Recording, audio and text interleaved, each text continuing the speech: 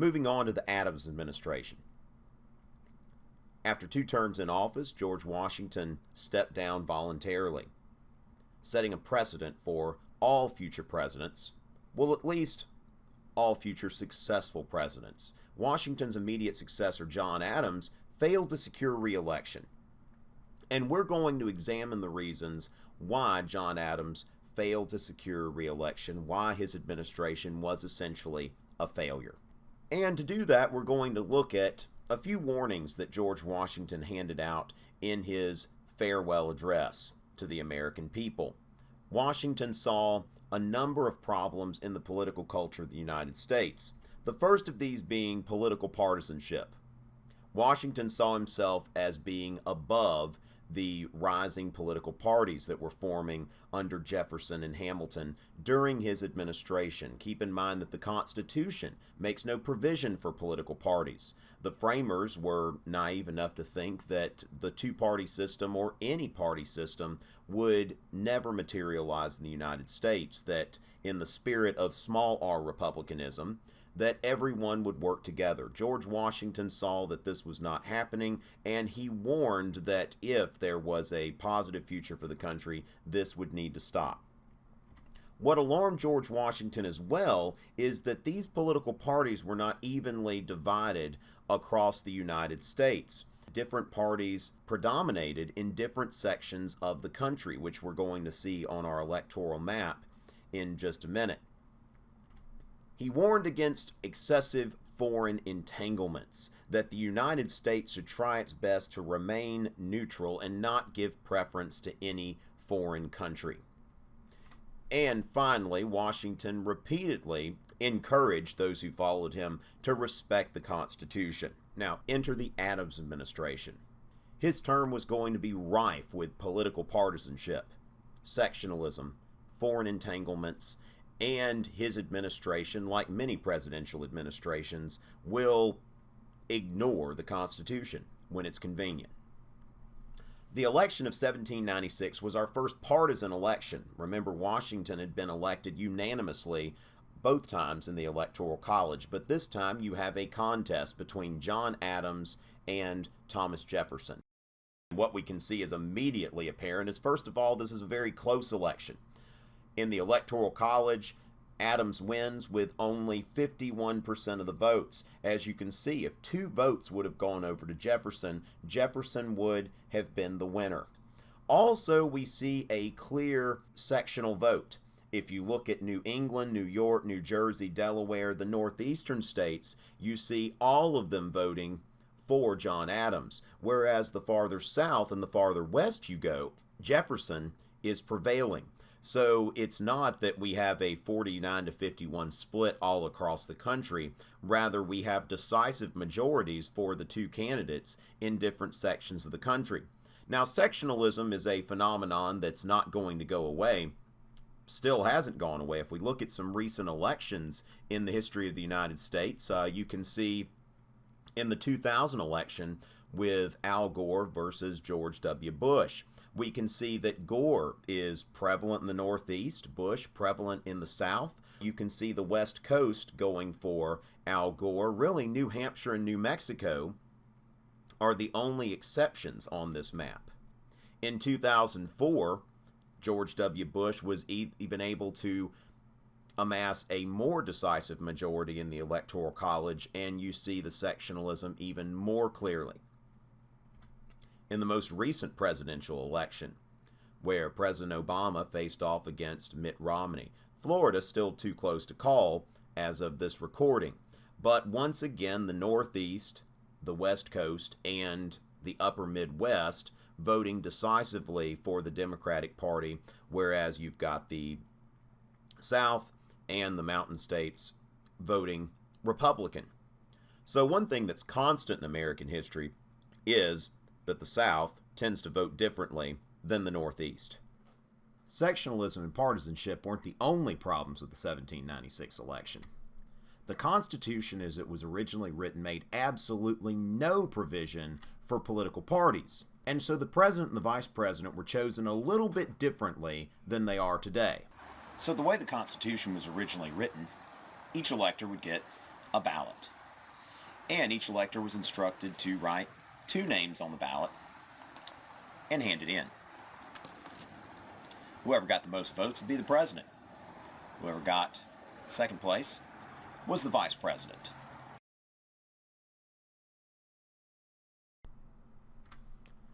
No one was laughing when, because of a mix-up between the Federalist electors, John Adams got the Cadillac Eldorado, and Thomas Jefferson became the runner-up and got the set of steak knives.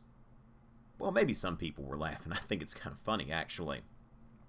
And so we have the only time in the history of the United States that 2 men who had run against each other are serving concurrently as president and vice president.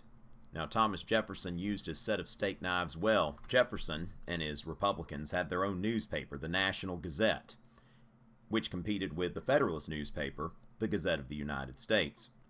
A lot of Americans like to complain about negative campaigning and the partisan media, as if it's something brand new. But this is a long-standing tradition in American politics. The National Gazette didn't pull any punches when it came to President Adams. Now, while I couldn't find anything questioning his place of birth, one writer in the National Gazette referred to the president as old, querulous, bald, blind, crippled, toothless Adams. That's some pretty strong stuff. I think our friends at Fox News and MSNBC would have trouble competing with that today. They need to step up their game a little bit. And sometimes this partisan bickering even went beyond the newspapers. The Griswold-Lyon Fight, which happened in 1798, is something that we're not used to today. If you had to identify the setting of this fight, you might not guess the United States Congress. As you can see, Washington's warnings about partisanship had been soundly ignored. But partisanship wasn't the only problem facing the Adams administration. As you remember, Jeffersonians were Francophiles. They seemed to prefer France most of the time in matters of foreign policy, while the Federalists were Anglophiles. Washington had tried not to play favorites with his neutrality proclamation, but even during the Washington administration, the controversial Jay Treaty was approved, which granted Britain most favored nation trading status. Now, as controversial as it was in the United States, it was even more controversial in France, Britain's traditional enemy. And so while these ships from the United States were trading with Britain, the French were attacking and seizing their cargo. This didn't make Americans very happy, especially not Federalists. And what happened as a result was the quasi-war between France and the United States, which was essentially an undeclared naval conflict. The XYZ affair is one of these standouts from this, where 3 French agents, named aptly X, Y, and Z, solicited a bribe from American diplomats. And so we see that the United States and France are kind of at war, maybe at war. One of my favorite philosophers, Voltaire, once said that to the wicked, everything serves as a pretext. And this is often the case with government, that if there is any kind of national emergency, governments tend to use this emergency in order to seize more power, in order to take advantage of an atmosphere of panic. The Adams administration and its Federalist Congress was no different. And they passed the controversial Alien and Sedition Acts, the first of these being 3 Alien Acts, the Naturalization Act, the Alien Friends Act, and the Alien Enemies Act, that they allowed the president to deport undesirable aliens. Aliens not being people from outer space, people from other countries, specifically France. Can't have all of these French nationals trying to start a rebellion in the United States, because of course they're all going to do that, right? And then it extended the residency requirement for citizenship from 5 to 14 years. Now, this has some parallels to our political situation today. Democrats would like to see a pathway to citizenship for illegal immigrants. Republicans are against it. Well, what it comes down to is the Democrats believe that they will get the votes, whereas the Republicans, not so much. So the Federalists, believing that the immigrants in the United States, that once they became American citizens, that they would be able to vote and that they would support the Jeffersonian Republicans. We've got to ask ourselves, is this constitutional? Well, let's see. If we want to know whether the Alien Acts are constitutional, we need look no further than Article 1, Section 8. And one of the powers delegated to the federal government is to establish a uniform rule of naturalization. So yes, the federal government does have the power to enact laws regarding immigration and naturalization. And the other part of the Alien Sedition Acts being the Sedition Act. Sedition is anything to do with rebellion or plotting against the government. And what the Sedition Act did, because after all, we're at war, right? We might be at war. We may be at war. It outlawed the publication of false, scandalous, and malicious writing against the government. At least for a time, while we're at war, after all, or while we could be at war. Maybe for the next few years, let's say until March 4th, 1801, which just so happened to be the day that the next president would take office, possibly Jefferson.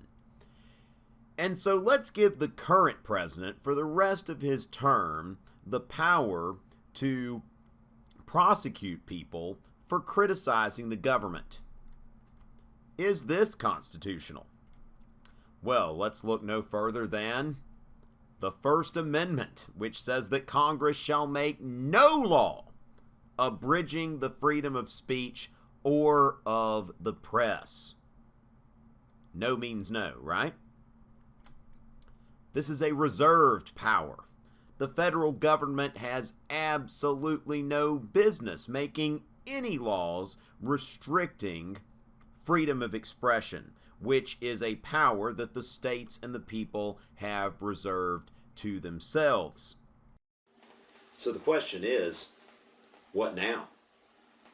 We could read through the whole Constitution, and it's not going to tell us what to do if, well, let's say the federal government just ignores it. In fact, Alexander Hamilton in Federalist 84 said that we didn't even need a Bill of Rights because, of course, this government would never exceed its delegated powers. Yet it took only 9 years to do so. And so the question is, when the federal government violates the Constitution, who decides it, and what can we, the people, do about it? And that is a question that Thomas Jefferson and James Madison are going to try to answer in our next segment on the Virginia and Kentucky resolutions.